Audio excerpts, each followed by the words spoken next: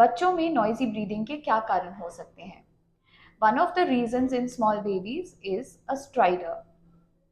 छोटे बेबीज में कई बारी बहुत जोर से एक शार्प आवाज आ रही होती है जब वो सांस ले रहे होते हैं, और उसके साथ कई बारी इस एरिया में गड्ढे भी पड़ रहे होते हैं।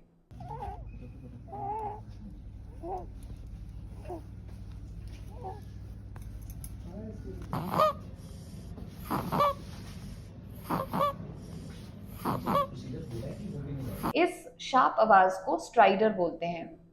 ये स्पेशली आती है जब वो ज्यादा एक्टिव होते हैं। स्ट्राइडर यूजुअली हमारे वॉइस बॉक्स या उसके आसपास के सांस के रास्ते में किसी रुकावट की वजह से डेवलप होता है। यह बाय बर्थ भी हो सकता है या फिर बाद में अक्वायर भी हो सकता है। 90% of times the cause is a condition called laryngomalacia.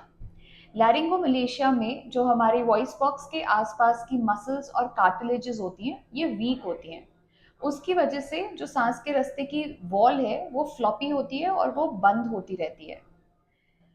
लैरिंगोमलेशिया most of the time अपने आप ठीक हो जाता है, लेकिन बच्चों में लैरिंगोमलेशिया के सिवाय भी बहुत सारे कारण हो सकते हैं स्ट्राइडर डेवलप होने के, जैसे कि laryngeal webs, laryngeal clefts, vallecular cyst, subglottic stenosis, vocal cord palsy या ट्रेकिया में कोई कंप्रेशन, मेन विंड पाइप में कोई कंप्रेशन।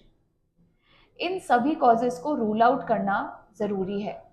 अगर हम टाइमली स्ट्राइडर का कॉज ढूंढ लेंगे तो हम बेबीज़ को सही टाइम पे ट्रीट कर सकते हैं before they develop any complications.